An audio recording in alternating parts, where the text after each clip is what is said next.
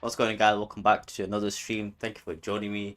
Another show, you know what I'm saying, of anime and chill. Thank you for joining me in the Friday evening. Hope everyone's enjoying themselves. It's Friday. You know how we get down. We try to stay consistent because we love consistency in this channel. This is my second week in a row that I'm doing a live stream about anime and chill. You know, I enjoyed the last stream that I did about Bleach. If you haven't already, make sure to go check it out.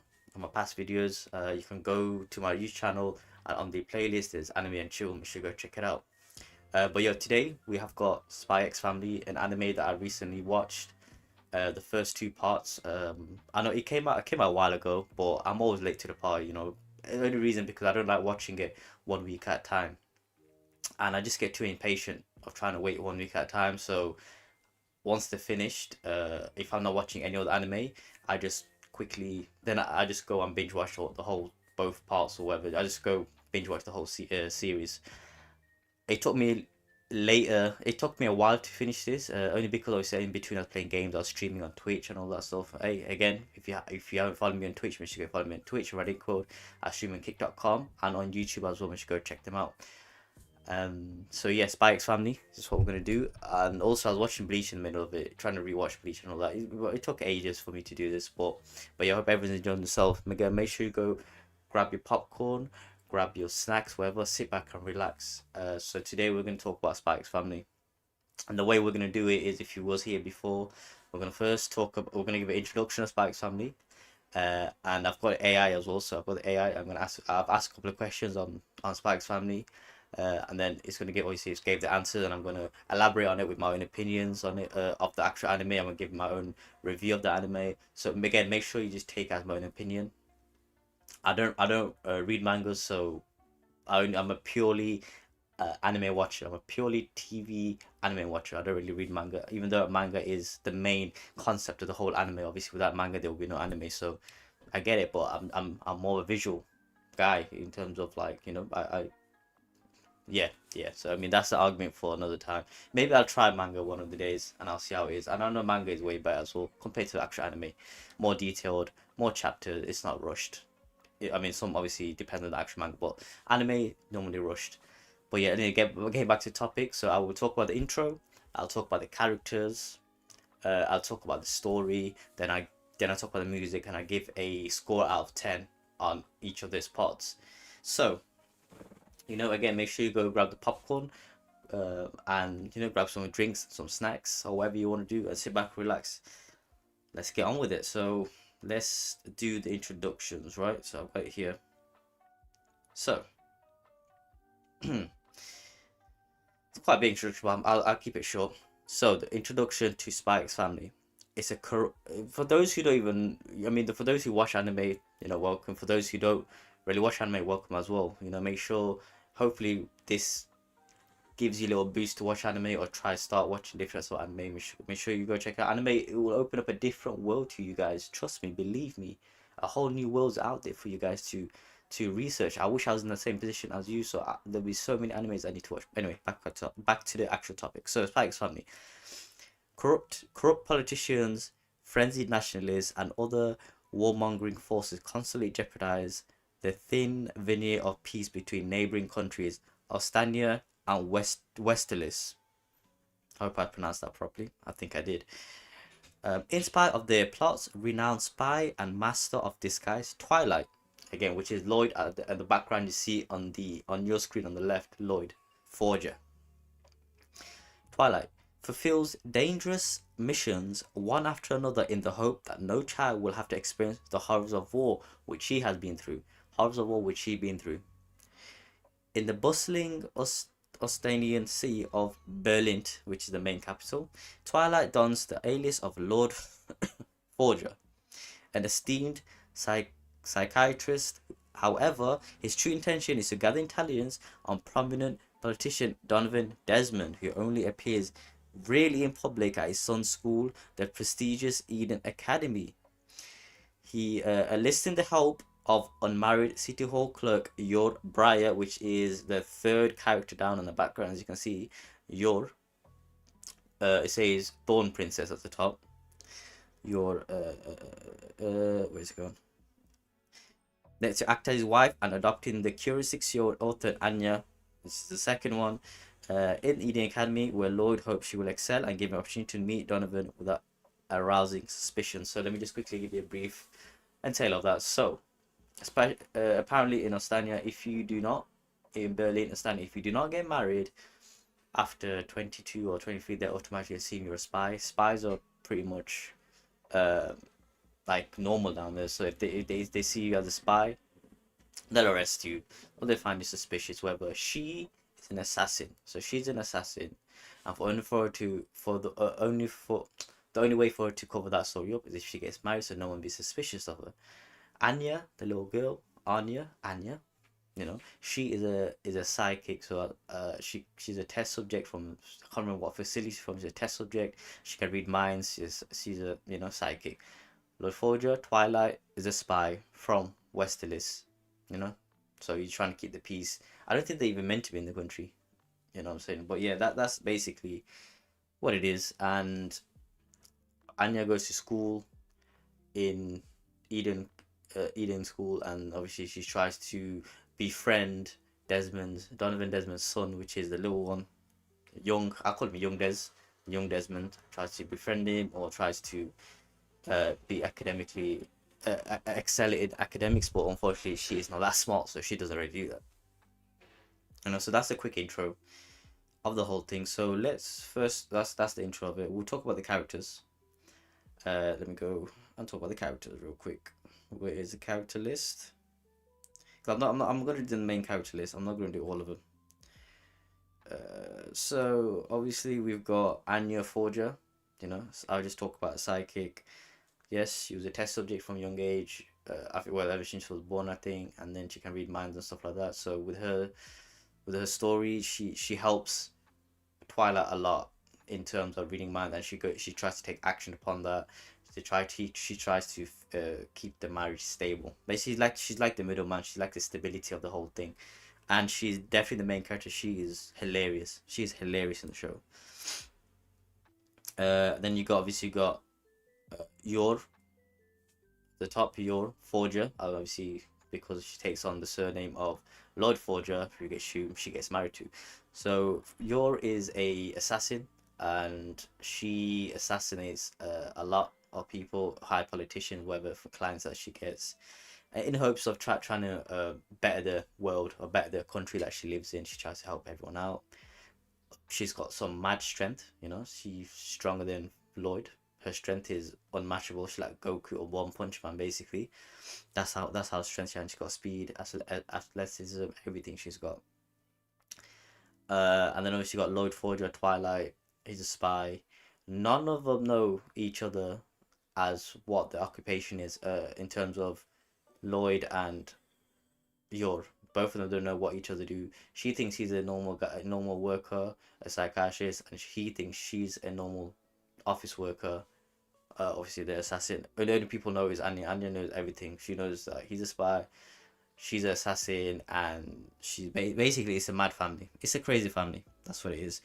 Secondly, you got Bond, which is a dog that comes late in the part 2 of this series. Pretty cool dog. He's also got powers that can see into the future and predict the future, basically. So interesting. Him and Anya, no, Bond and Anya can go hand in hand, because she can talk to, she can understand the dog, and she can read its mind. Yeah. So she sees visions of what Bond sees.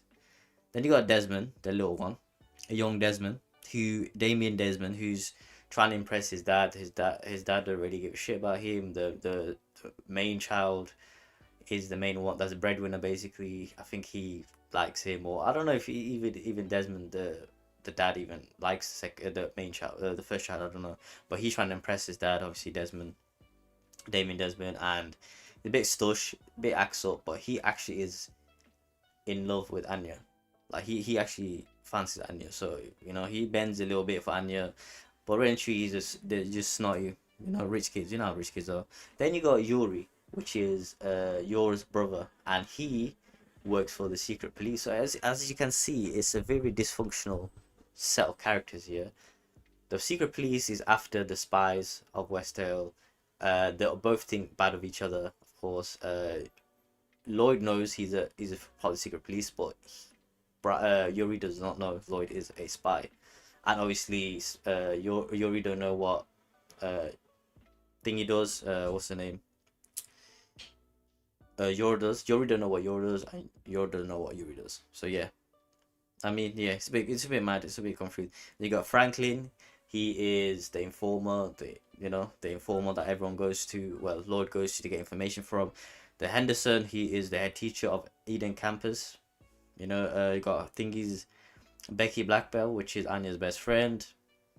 Then you got Sherwood. She's the main commander of the spies who gives the mission. So yeah, that's a quick view of the characters. The characters are pretty cool.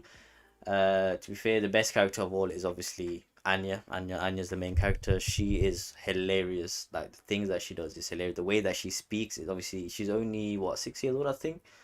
6, 7 years, very really young, and the way she talks is funny, and the way she acts is hilarious. So you gotta watch him. The show is hilarious. Lloyd, again, another good character.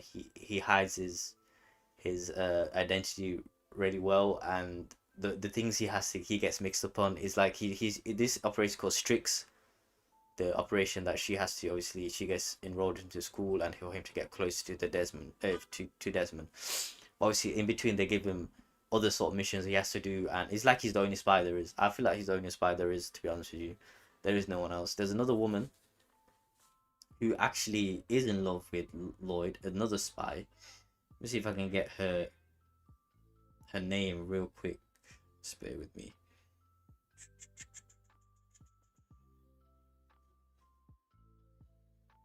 It's not Camille. No. She probably comes really late. Yeah, Sharon. Not cause Sharon.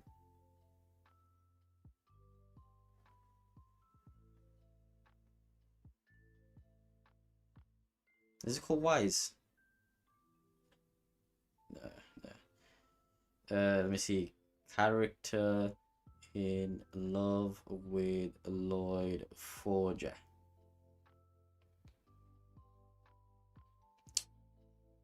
Then got Fiona Frost.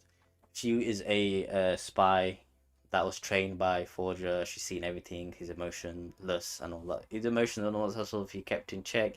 He taught her, and she actually she likes him a lot. From a character, she's like, what was he call that? Sundri or whatever. You know how the Japanese call it, Tundre or Sundre, or whatever you call it. You know the way they act, the way they show the love is by swearing at them, or is by just taking the piss out of them, basically. She's very infatuated with him, and yeah, she tries to win him over. She tries to replace Yor as his wife, but obviously it fails. And I think, and Lloyd obviously gets to feel a bit of the part of the family. So that's Anya again. She's a kid. She had no. She's in the foster parent. She got picked up by Lloyd. She tries to do her best not to go back to the thingy to foster, and she actually does like both of them. Then you got obviously Lloyd, as I was talking about. Lloyd tries to keep the peace, overworked, whatever. And then you got Yor, which I think I've talked about all of them. I've talked about all of them. They're the characters. Again, I think out of everyone, Anya is the best. So onto what I've asked the AI. So I have asked the AI, what made Spy X Family so popular, right? And this is the answer they gave me, which I do agree with a lot of them. So number one, unique concept. So Spy X Family has a unique concept of a spy family, which normally you would think, like Spy Kids, the movie, you think they're all spies and they live it. The kids don't know about it, or they live two secret lives, and the norm basically. But this is not commonly seen in manga or anime. This concept has captured attention of readers and viewers, which it did because of the story. Engaging storyline. It has an engaging story. Number two is an engaging story. The storyline of Spy X Family is engaging and filled with action, suspense, and humor. There's a lot of humor. It's a very funny show. Quite a bit of drama, very fit, and it's got a bit of everything. It's got action. It's got a bit of slice of life. It's got humor. So if you're into all of them, it's a great combination. It actually depicts everything. Like, I don't know why I use the word depictate. I feel like I'm a big guy. A big guy. I don't know what I'm talking about right now. But yeah, I try to use big words, but yeah, it does go in a good. It's a bit of a slow pace sometimes. Well, at one point I was thinking, yeah, Spike's family is good. It's very family friendly, but also, but if you like that sort of stuff, you'll enjoy it. It's not very action packed, not very action packed at all. More family friendly, more comedy. Yeah, there's relatable characters. These are, in a sense, I don't know if you can relate to this. So basically, the characters in Spike's family are relatable and likable. Readers and viewers can connect with their struggles, emotions, and motivations. Brother, none of us are spies. Can't really relate to that. None of us, some unfortunately are foster kids, and they can relate to that stuff. I'm sure we can't. We can always sympathize, but we can't relate to that stuff. People can sympathize with the struggle, can relate to the struggle, which is true. And also, there's a lot of emotions. Is there really emotion in that? I mean, there's yours emotion, which tries to be a better housewife. She don't want to go back to being just an assassin. She wants to fulfill the role of a housewife. Well, not a housewife, but a wife. As I was a housewife, she wants to fulfill the role of a wife. Lloyd Forger, he is trying to fill the void of fatherhood and a husband, right? He is actually generally does try to be a husband, but mainly because his mission. The mission to provide makes him to be a needs to be a husband, but he does go above and beyond, as a lot of parts.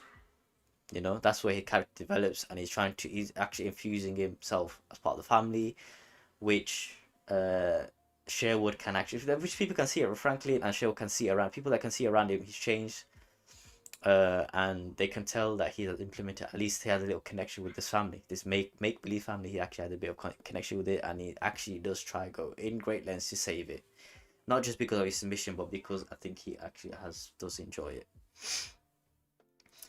Art style. The art style of Fire Family is visually appealing, detailed, expressive. It enhances the reading experience and brings the characters to life. I'm guessing this for the manga, but in anime terms, yes, animation is very good. Everything. I'll be talking about animation a bit later. So the social media buzz. Spike's Family has gained a lot of attention on social media platform, with the fans sharing their love for the series and recommending it to others. This helped increase its popularity. It definitely has. As this came out, I was in Japan, and in Japan, most of Spike's Family, everyone was crazy about Spike's Family. There was action figurines of Spike's Families. Even in the UK, the buzz of Spike's Family was big. In America, obviously, it's 10 times bigger. And online, definitely there was a big buzz of Spike Family. Everyone loved it from the beginning to the end. I've always heard good feedback from Spike's Family, and I agree with them. I actually do agree with them. Secondly, second question asks, what sets Spike's Family apart from other manga and anime in terms of the engaging storyline? So, it has a blend of unique, well-crafted storyline, action, comedy, and drama, which we did go through. The unusual premise. Spike Family follows the story of a spy who is tasked with infiltrating a prestigious school while posing as a family man. I don't think there is any other anime that I have watched that is like that. No one goes and infiltrates a school because his job, and no one adopts a kid and gains a wife just to infiltrate a school, and they're all okay with it. It's like a norm for all of them. For Anya, it's understandable. She's a foster kid. Again, for Yor and Lloyd, for their little contract, for their little agreed thing, it's like it's just normal down there. If you're in the prestigious school while posing as a family man, the unusual premise immediately grabs the reader's attention while sets the stage of a unique, compelling story. Yep, the multi layered plot. The story of a Spy X family is the most layered and complex, with multiple plots which interweave and intersect in unexpected ways. This keeps readers on their toes and makes the story unpredictable and exciting. There are examples of this within the anime where Lloyd is trying to complete his mission, trying to get close to someone in school, and Anya, because of her psychopath, she can hear him, and she tries to help out in her own way. In terms of the bombing, obviously the bombing of the city, she sees a vision from Bond, and she goes out her way to warn him about the bomb, in terms of writing it on the writing with ketchup on the door and saving his life. Actually, yeah, saving his life at the end of the day, saving his life. Obviously, he doesn't know about her powers, but she ends up saving his life. That's how it intertwines. That's how it intervenes with each other.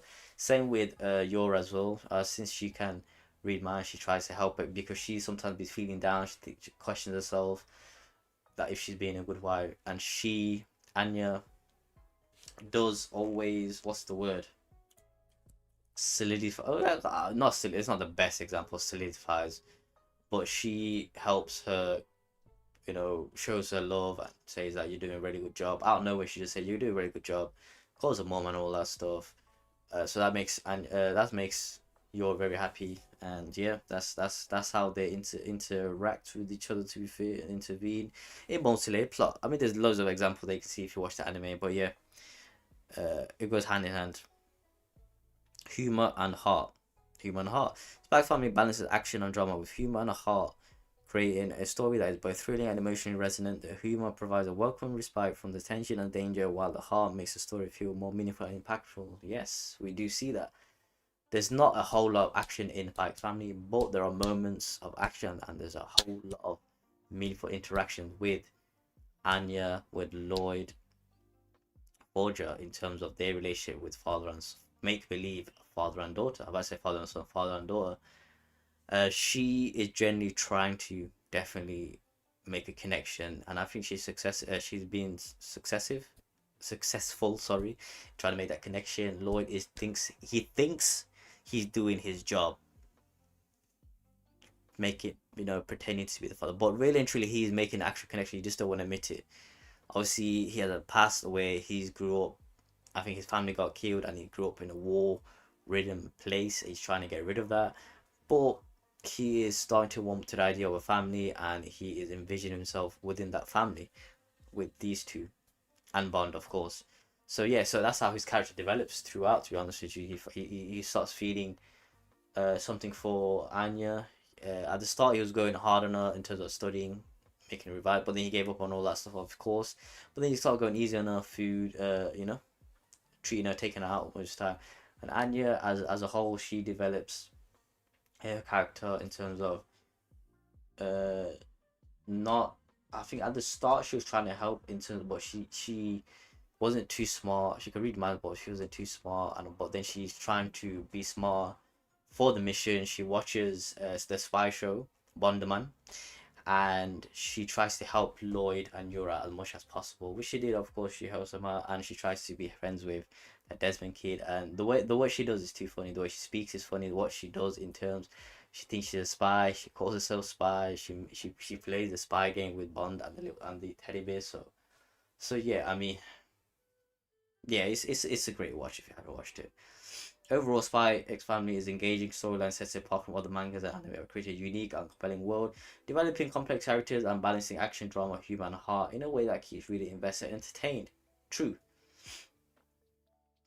And here are some of the bad things, some of the cons of Spy X Family in terms of some of the bad reviews that it got. I don't think it's that really. To be honest with you, it's not that bad. It's not even that bad at all.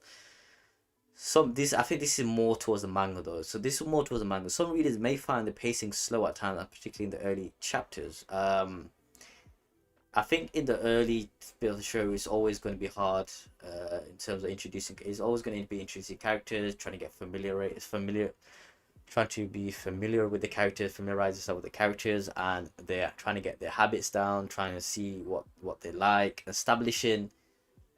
basically establishing the character, how they're going to act throughout the whole show. Obviously, there's certain things that they add, unique stuff they add about the characters, so you bond with it more. In terms of Anya is peanuts. She loves peanuts, and throughout the show, there's always peanuts.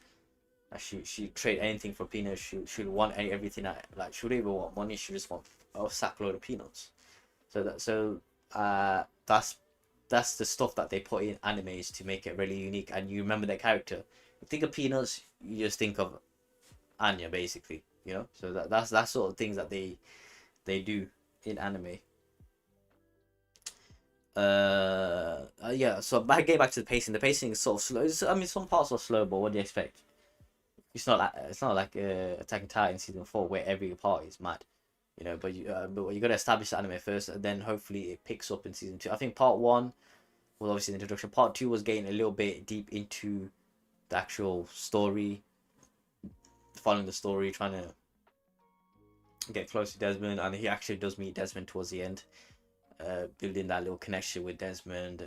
So at the end, he did get the initial plan. The actual initial end goal was to make contact with Desmond, and he did. But yeah, throughout the series, it's very lighthearted.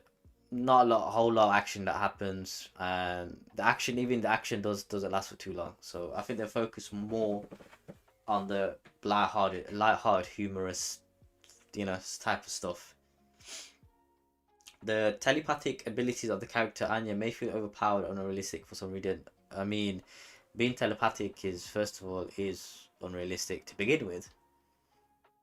And at the end of the day, it's a fiction. It's anime. It's fiction. You know what I'm saying? So, you get what I'm saying. So, I don't know what feedback that is, but yeah, bro, it's anime.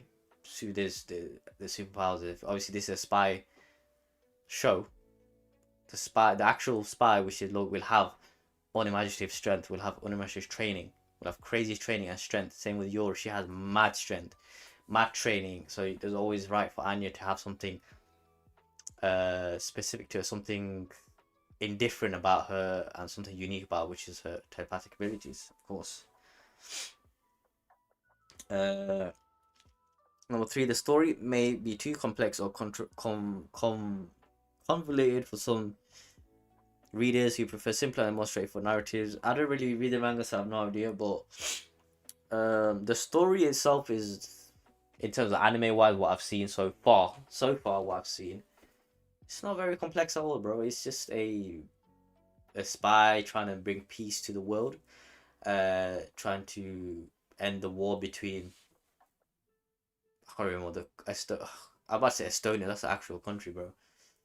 Whatever it is, basically trying to come bring peace to both the worlds, both the countries, trying to prevent any sort of harm it will do, any sort of image damaging it will do. Like politicians, the government, blah blah blah. It's got strict rules, trying to make contact with Desmond, who influences, who has ties with obviously the country and who has influence over the country, trying to make that ties. I think he's in some illegal activities, of course, trying to buy out other certain companies, trying to build his own power and rise to power, basically. So he's trying to stop that in some way, trying to get close to him, trying to find more information about him and his business, what he does. So yeah, it's not very hard to think. The story may be too yeah, we've done that. Some readers may find the inhumor something about the humor and comedy elements to be hit or miss. I mean, depending on their personal taste. I watch all sorts of anime, action, thriller. I was thrillers. Actually, even thrillers. Psychotic animes, horror animes, some action-packed animes, slice of life animes, a lot of hard animes. Wherever I watch all genre, every genre of anime, and the comedic part of anime is good. Like sometimes there's a hit or miss, sometimes a bit childish, but I think for this it's really good. It's like the comedic timing is really good. It just fits the bill, basically. It fits the characters, what they do, it fits the bill. Anya is hilarious. What she does is fun because she's a kid. She does kid stuff, it's funny, like what she does and all that. So I mean, yeah, people that are actually think it is. It's like very nitpicking stuff. Very nitpicking stuff. What else is there? So okay, so I think that's it, to be fair, with the actual anime overall. Yeah, that's it for the overall anime stuff. To tie this up, and I'll give you the review. I mean, actually, I'll do the animation. Actually, yes, the animation. I talked about the story. I've talked about the intro, of course, and I'll give you the little bit of thingy of the animation. So The studios that created this, I think the animation, I think it's really good. It's good. It's good. It's not bad. It's good. Decent. Um, I didn't really see anything that's wrong. The action sequence is really good. It was fluid. Um, very expressive. Very colorful. And yeah, I mean, there's no complaints about the animation at all. I think the studios that created this was Cloverworks and Wit Studios. And recently they apparently joined forces, both of them. So Cloverworks, they they've done animation in animes like My Dress Darling, which was really good. I enjoyed that. The animation in that was really good.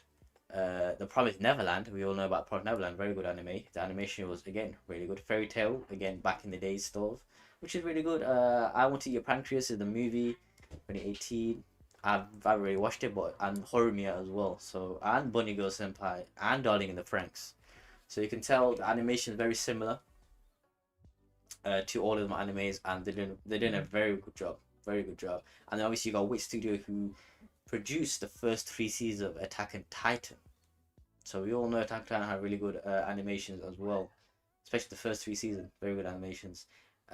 King Ranking and Vinland Saga, Ancient Magus Bride. I haven't really watched that, but I've seen Vinland Saga. Again, all very good anime studios that focus on quality.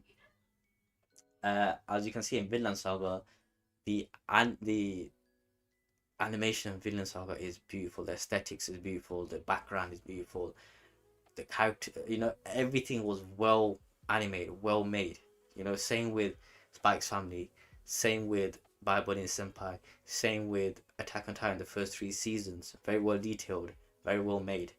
In my opinion, very it's a top contender. That's why it deserves a high mark, the animation. So yeah, that's my thingy with the animation. And then the music, now the intros and the outros, really enjoy the music. Really enjoy the intro and outros of this show. I'll listen to the music. I'll listen to the music before I knew Spike's Family's intro was. So the first opening thing called Mixed Nuts, and Anya likes nuts, so not that sort, not she's underage. Let's keep it PG. I don't know why I said that. Anyway, Mixed Nuts is called by official Hige Dandism. And the ending song is called Comedy. Again, which is another great ending. I enjoyed the ending. I think I preferred the ending more than the intro in part one. And then you got the second opening theme, which is Souvenir. Very good opening. I love the opening.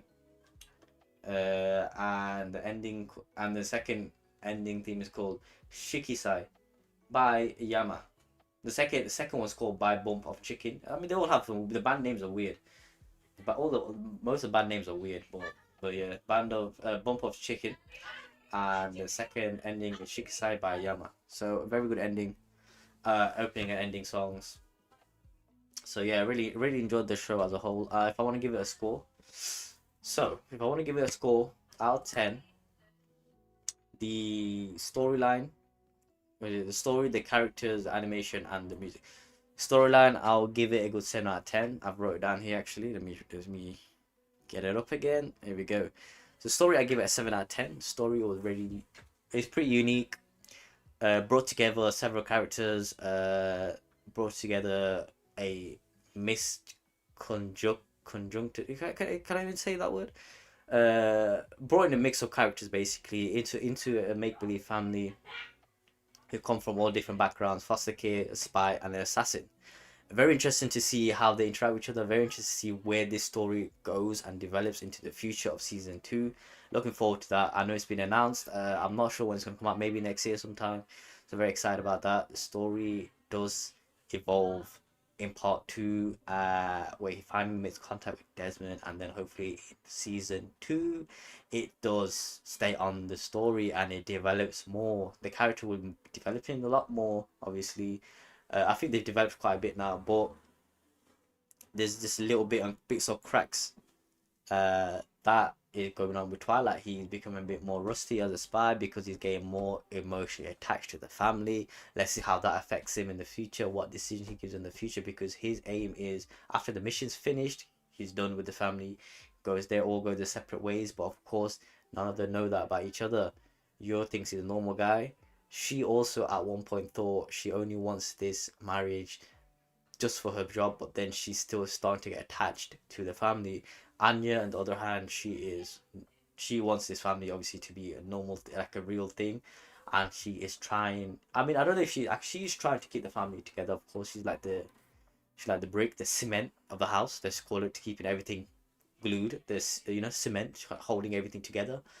So yeah, very very unique. A lot of drama, a lot of comedy, humor, heartedness, some action. So yeah, it's a very good watch. 7 out of 10 for me personally. The characters for me 7.5, only because Anya is so funny, bro. She is hilarious in the show. Uh she holds the show really well together. Like her actions, what she does, the way she speaks, obviously like a little kid. And yeah, man, it's really good, man. It's really good. She ties the whole show in. Lloyd Forger, of course, he's pretty funny as well. What he does, how he acts because of his missions, and he's got so much missions on top of other missions and top of the main mission, trying to get Anya to be clever and all that stuff, and she can read his mind. So yeah, it's crazy. Same with Yor as well, and other characters, support character Yuri and bloody well, they're all funny. Yor got that. She can't cook, so she's fed Yuri them weird, her disgusting cooking, poisoned him, but he just loves the Yor. Like he's got a sister complex apparently, and everything that she does is apparently gold. So yeah, character's very good. 7.5 for me. Develops really well throughout the series. Small steps first in the first, obviously, and then towards in part two, a big development in all the characters. Animation for me 7 out of 10. Can't go wrong with studio and Cloverworks. I have many experiences with different past and animation. I had a hand in a lot of animations back in the day. Animes, in the past. So yeah, can't go wrong with them. 7 out of 10 for me in animation. Nothing wrong. I can't really give it a 10 out of 10 because it's there's always room for improvements with anything.